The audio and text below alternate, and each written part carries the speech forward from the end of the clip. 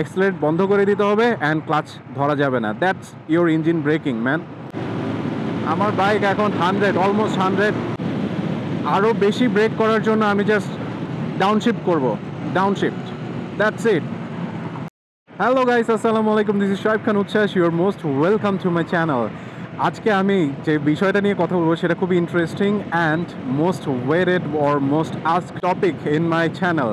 আর আমার মনে হয় যারা যারা মোটর ব্লগার আছে তারা এই বিষয় নিয়ে কথা বলে নাই এমন হয় নাই। আমি যখন সার্চ করতেছিলাম এই বিষয়টা নিয়ে তখন আমি দেখছি যে মোটামুটি সব মোটর ব্লগার স্পেসিফিক এই টপিকটার উপরে কথা বলছে। That's mean most demanding we can say. And সেই ডিমান্ডিং টপিকটা হচ্ছে ইঞ্জিন ব্রেকিং। আর ইঞ্জিন ব্রেকিং আসলে কিভাবে করে, কেন করা দরকার, ইঞ্জিন ব্রেক করলে আসলে আমাদের বাইকের কোনো ক্ষতি হয় কিনা, এইসব বিষয় নিয়ে আজকে আপনাদের সাথে আমি কথা বলবো এই ভিডিওতে। ইঞ্জিন ব্রেকিং নিয়ে কথা বলার আগে আমি প্রথমেই একটা জিনিস বলতে চাই, সেটা হচ্ছে যে আমরা যখন বাইক চালানো শিখি আমাদেরকে কি শেখানো হয়। বাইকটা যখন স্টার্ট করব, যখন চালানো শুরু করব, ক্লাচ ধরে আস্তে আস্তে ছাড়বো আর আস্তে আস্তে হচ্ছে এক্সেলারেট করব আর বাইকটা আগায় যাবে। হ্যাঁ, একটা পর্যায়ে কি আমাদের ক্লাচ ছেড়ে দিতে হবে। আর যখন আমরা ব্রেক করব, ব্রেক করার সময় অবশ্যই ক্লাচ চাপ দিতে হবে, তারপরে হচ্ছে ব্রেক করতে হবে। এই বিষয়ে আমার সাথে একমত কিনা আপনারা বলেন ভাই, কারণ আমিও সেম ওয়েতে বাইক চালানো শিখছি। আমার মনে হয় 99% বাংলাদেশি মানুষ, আই মিন বাইরের দেশের কথা আমি জানি না, বাট বাংলাদেশি 99.9% বাইকার্স যারা বাইক চালানো শিখে তখন এই ওয়েতেই বাইক চালানো শিখে, এই ওয়েতেই ব্রেক করা শিখে। এই হলো কাহিনী। বাট আসলে সিস্টেমটা বা টেকনিকটা একদমই ভুল না, আবার একদমই রাইট না। আসলে রাইট ওয়ে অফ ব্রেকিং হচ্ছে ক্লাচ না ধরা। ক্লাচ না ধরে ব্রেকিং করার মানেই হচ্ছে আপনি ইঞ্জিন ব্রেক করতেছেন। ইঞ্জিন ব্রেক করার প্রথম শর্ত হচ্ছে আপনাকে এক্সেলারেট বন্ধ করে দিতে হবে অ্যান্ড ক্লাচ ধরা যাবে না। That's your engine breaking man. আমার বাইক এখন 100, অলমোস্ট 100।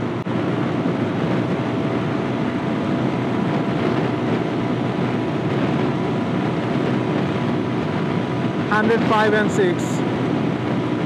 এখন আমি ইঞ্জিন ব্রেক করব উইদাউট টাচিং মাই ক্লাচ। ছেড়ে দিলাম। আরও বেশি ব্রেক করার জন্য আমি জাস্ট ডাউনশিফট করব, downshift, that's it. Right now I am doing engine braking. এত সিম্পল বিষয়টা ভাই, জাস্ট ক্লাচ না ধরে ডাউনশিফট করতে হবে। ওয়েট, একটা জিনিস ভুল বলে ফেলছি। আপনাকে ডাউনশিফটের সময় অবভিয়াসলি ক্লাচটা ধরতে হবে। ক্লাচ না ধরে আবার ভাই ডাউনশিফট করেন না। But slipper clutch is different thing. But slipper clutch ছাড়া যেসব বাইক আছে অবশ্যই আপনাকে ক্লাচ ধরতে হবে, দেন ডাউনশিফট করতে হবে, অ্যান্ড অটোমেটিকলি আপনার ইঞ্জিন ব্রেক হয়ে যাবে। জিনিসটা যেমন সিম্পল তেমন করতেও মজা লাগে। বাট অলওয়েজ মনে রাখবেন যে যখন আপনি ডাউনশিফট করবেন তার আগে একটু ইঞ্জিন রেপ করে নেবেন, রেপ ম্যাচিং করে নেবেন, লাইক দ্যাট। আচ্ছা ভাই, এই তো হইলো কীভাবে ইঞ্জিন ব্রেক করতে হয় বা ইঞ্জিন ব্রেক কীভাবে কাজ করে, এখন আপনাদেরকে সেটা টেকনিক্যালি বুঝাই। আচ্ছা এইবার আসেন ভাই, ইঞ্জিন ব্রেকটা আসলে কিভাবে কাজ করে, এর মেকানিজম কি। আমরা যখন থ্রটল ছেড়ে দেই অ্যান্ড ক্লাচ না ধরি তখন হচ্ছে থ্রটল বাল্ব যেটা থাকে সেই বাল্বটা বন্ধ হয়ে যায়। আমি আপনাদেরকে ছবি দেখাই দিব। এই বাল্বের মধ্যে দুইটা গেট আছে।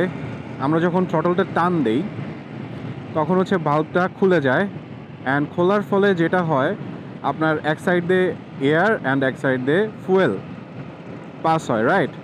অ্যান্ড যখন আপনি থ্রটলটা ছেড়ে দেন উইদাউট প্রেসিং দ্য ক্লাচ তখন হচ্ছে এই থ্রটল বাল্বটা বন্ধ হয়ে যায়। এর ফলে এটার মধ্যে এয়ার অ্যান্ড ফুয়েল একটাও ঢুকতে পারে না, যার ফলে কম্বাশন চেম্বারে ভ্যাকিউমের ক্রিয়েট হয়। ভ্যাকিউম মানে হচ্ছে তেল আর যখন ফুয়েল আর এয়ার না ঢুকে তখন ওই কম্বাশন চেম্বারে ভ্যাকিউমের সৃষ্টি হয়। এর ফলে আমাদের যে পিস্টনটা থাকে, পিস্টনটার উঠানামা স্লো হয়ে যায়। ফর দিস রিজন গিয়ার বক্সের মেকানিজমও স্লো হয়ে যায়, অ্যান্ড গিয়ার বক্সের মেকানিজম স্লো হলে অবভিয়াসলি আমাদের চেইন স্পকেটও কম ঘুরবে, অ্যান্ড চেইন স্পকেট কম ঘুরলে আমাদের চাকাও কম ঘুরবে, অ্যান্ড চাকা কম ঘোরার ফলে আমাদের বাইকের গতি আস্তে আস্তে কমে যাবে। সো মেইন পয়েন্টটা হচ্ছে আমরা যখন থ্রটল দেওয়া বন্ধ করে দেই উইদাউট প্রেসিং দ্য ক্লাচ, দেন হচ্ছে থ্রটল ভাল্বটা যখন বন্ধ হয়ে যায় অ্যান্ড ভ্যাকিউম ক্রিয়েট করে অ্যান্ড দ্যাটস ইট। পিস্টনটা আর উঠানামা করতে পারে না, উঠানামা করে বাট স্লো হয়ে যায়, অ্যান্ড স্লো হওয়ার ফলে আমাদের হোল মেকানিজম স্লো হয়ে যায় মানে ইঞ্জিনের ভিতরে। সো দ্যাটস ওয়াই ওইভাবে আর কি ইঞ্জিন ব্রেকিংটা কাজ করে। এখন আমরা আসবো ইঞ্জিন ব্রেকিং করার ফলে কোনো অসুবিধা আছে কিনা, বাইকের ইঞ্জিনের কোনো ক্ষতি হয় কিনা। ভাই ইঞ্জিন ব্রেকিং করার ফলে আসলে কোনো ক্ষতি হয় না, যদি না, এখানে একটা কিন্তু আছে, যদি না আপনি বাইকে ভালো মানের ইঞ্জিন অয়েল না দেন। আপনার বাইকে অবভিয়াসলি ভালো মানের ইঞ্জিন অয়েল ইউজ করতে হবে, ম্যানুয়াল বুকে যে গ্রেড বলা হয়েছে সেই গ্রেড অনুযায়ী ইঞ্জিন অয়েল ইউজ করতে হবে, obviously authentic engine oil use করতে হবে। আর ইঞ্জিন অয়েলটা কি ভাই, ইঞ্জিন অয়েলটা হচ্ছে আপনার বাইকের ব্লাড। আমাদের বডিতে যেমন ব্লাড ভালো না থাকলে আমরা অসুস্থ হয়ে যাব, তেমনই ইঞ্জিন অয়েল যদি ভালো না হয়, ভালো পারফর্ম না করে, আপনার বাইক সমস্যা দেখা দিবে।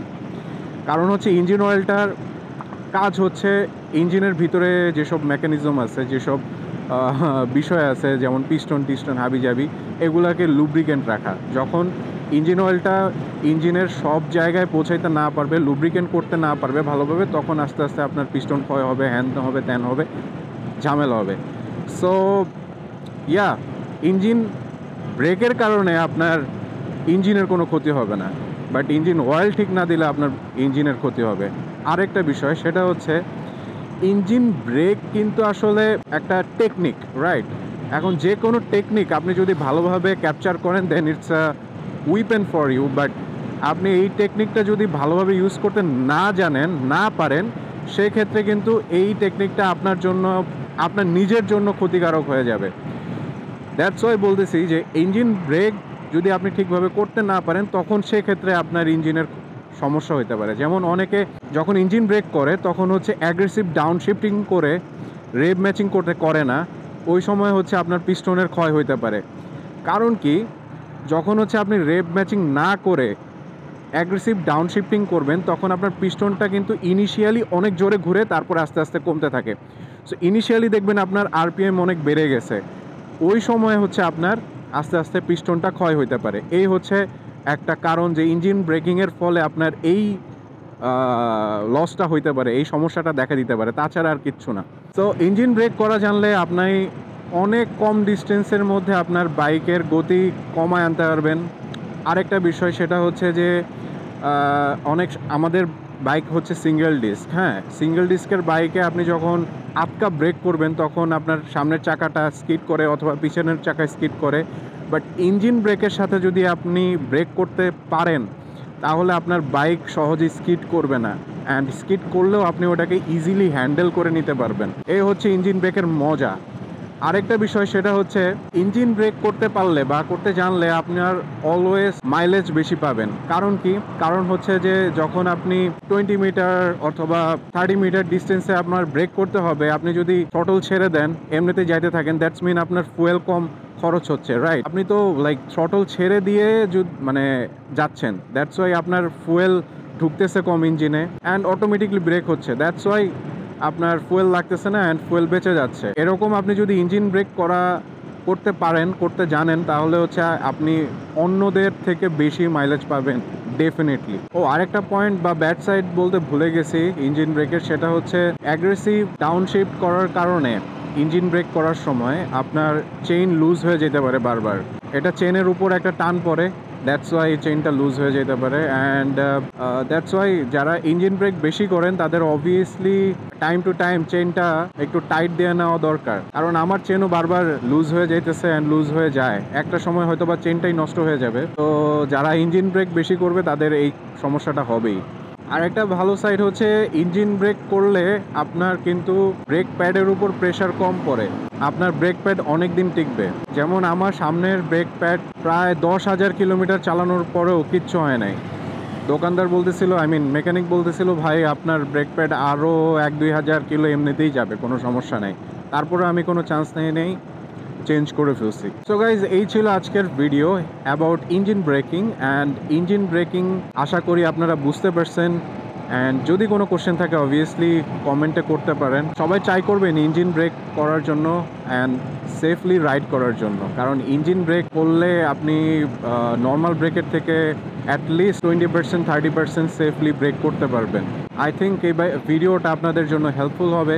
আর নেক্সট কী ভিডিও দেখতে চান, কোন টপিকের উপর ভিডিও দেখতে চান সেটা আপনারা রেকমেন্ড করতে পারেন, so that I can make a video. So আজকের ভিডিওটা এই পর্যন্তই ছিল।